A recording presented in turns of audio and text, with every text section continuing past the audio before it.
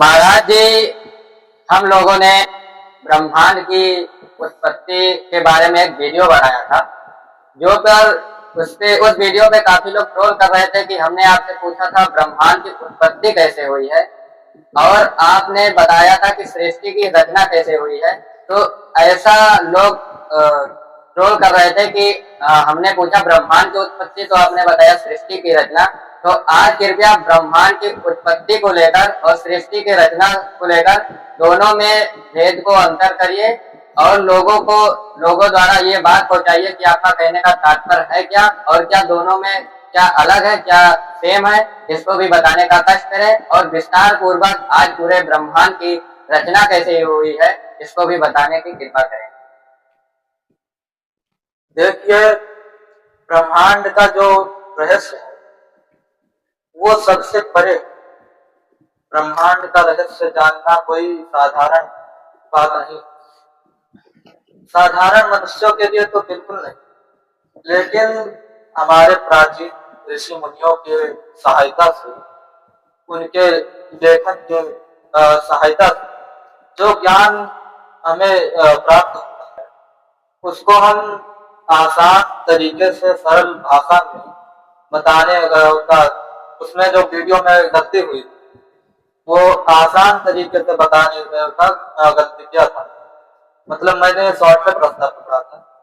तो आज मैं शिव पुराण, विष्णु पुराण और श्रीमद् भागवत महापुराण तीनों में उल्लेखित जो रहस्य है, जो ब्रह्मांड की उत्पत्ति का आधारभूत और कारण, उसको तीनों को मिलाकर मैंने आज एक स्क्रिप्ट तैयार किया जो तीनों के आधार से बना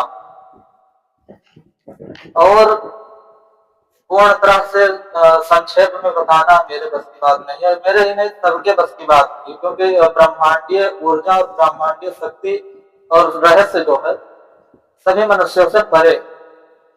तो जो कुछ मैंने जाना है उसको विस्तार में समझने की कोशिश करते हैं कि आखिर कैसे हुआ इस ब्रह्मांड की उत्पत्ति। मैंने तीनों पुराणों में वर्णित पढ़कर अपने अनुसार था। तो जब कुछ नहीं था, ना सत्य था ना असत्य था, तब मन में एक सवाल उठता है कि जब कुछ नहीं था तब आखिर था क्या। आइए ये सरल भाषा में समझने की कोशिश करें। ये जरूर देखिए, जब कुछ नहीं था तब केवल कुछ भी था, तो केवल वो चारों ओर केवल अंधकार।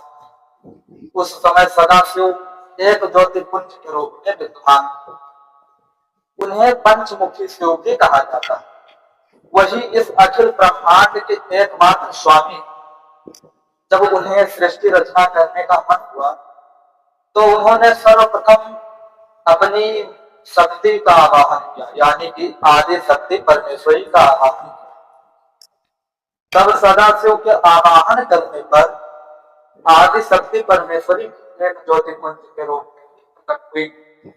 तब सदाशिव ने कहा कि हे देवी, मैं सृष्टि रचना करना चाहता हूँ।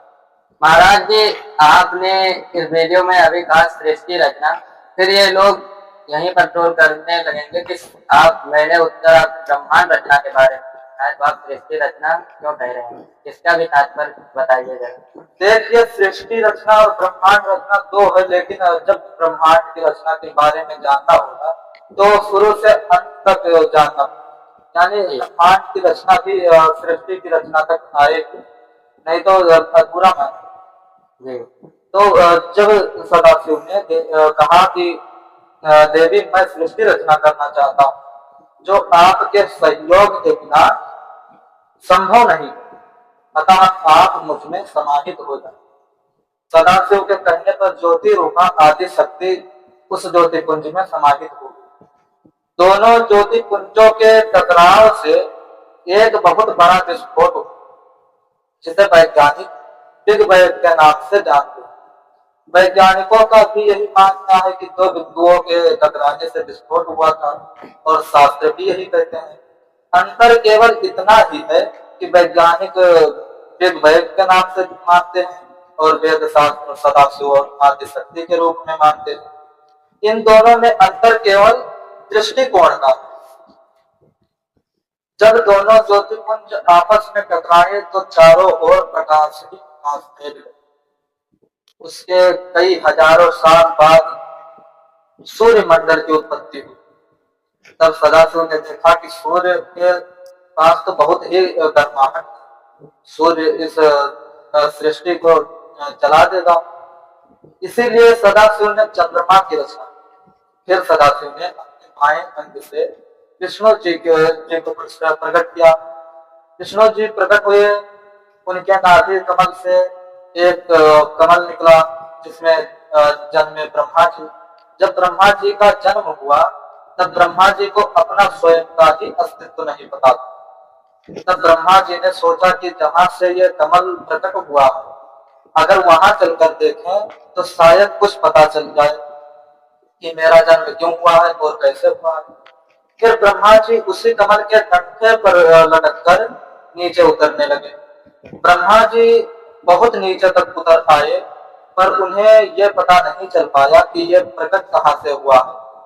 जब ब्रह्मा जी बहुत ज्यादा थक गए तब वो फिर से ऊपर चढ़े। ऐसे ऐसे ब्रह्मा जी बहुत बार चढ़े, बहुत बार उतरे। ब्रह्मा जी को ये पता नहीं चल सका कि ये कमल कहाँ से निकला, इसका प्राकट्य कहाँ से हुआ। जब ब्रह्मा जी पता नहीं लगा पाए तो वो चिंतित हो गए। तभी एक आकाशवाणी, उस आकाशवाणी ने कहा, हे ब्रह्मा तुम तप करो। तब ब्रह्मा जी ने बहुत सालों तक कठोर तपस्या की। तब ब्रह्मा जी ने देखा कि एक बड़ा कोई व्यक्ति है जो बहुत बड़ा है, विराट है। एक बड़े कई सिर वाले सर्प के ऊपर समुद्र के बीचों बीच गहरी निद्रा में सो रहा और उसी के नाभि से ही ये कमल निकला जिसमें मैं स्वयं बैठा हूं। तब ब्रह्मा जी ने भगवान को प्रणाम करके पूछा, आप कौन है? तब भगवान बोले, मैं विष्णु। तब ब्रह्मा जी ने पूछा कि मैं कौन? तब विष्णु भगवान ने कहा कि तुम्हारा नाम ब्रह्मा है, तुम्हें इस सृष्टि की रचना करने के लिए उत्पन्न किया गया, तुम्हें सृष्टि रचना कार्य हेतु नियुक्त किया था। तब भगवान के कहने पर ब्रह्मा जी ने कई बार सृष्टि रचना करने का प्रयत्न किया, फिर भी ब्रह्मा जी सृष्टि रचना करने में असफल रहे, यानी कि सृष्टि रचना नहीं कर पाए। तब ब्रह्मा जी ने उदास होकर फिर से तप करने बैठे।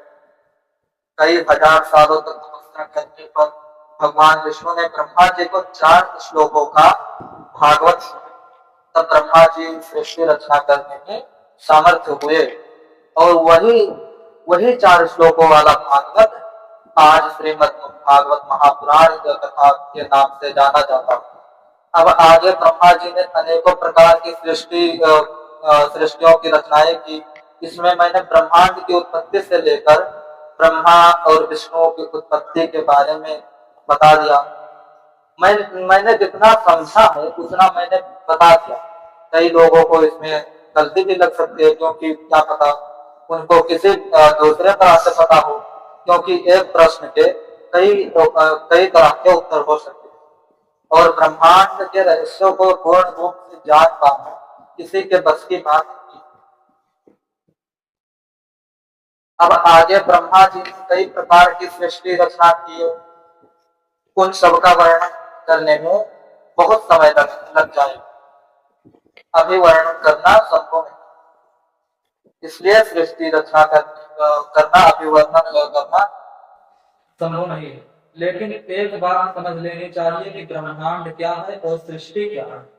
ब्रह्मांड की रचना ब्रह्म ने की है, पर ब्रह्म ने की है, और सृष्टि की रचना ब्रह्मा जी ने की। ब्रह्मांड क्या है? ब्रह्मांड के अंदर ग्रह, नक्षत्र, तारे, आकाश गंगाएं होती हैं, जो कि पर ब्रह्म की रचना है। सृष्टि के अंदर देवता, राक्षस, पशु, पक्षी, जीव जंतु, मनुष्य, नाग, पेड़ पौधे, वनस्पतियां तथा विभिन्न प्रकार की प्राणी रहते हैं, जो कि ब्रह्मा जी की रचना है। यही अंतर है ब्रह्मांड और सृष्टि में। आज का प्रश्न पूरा हुआ। अब अगले वीडियो में हम ब्रह्मा जी के द्वारा रचे हुए अनेक प्रकार के सृष्टि के बारे में जानेंगे।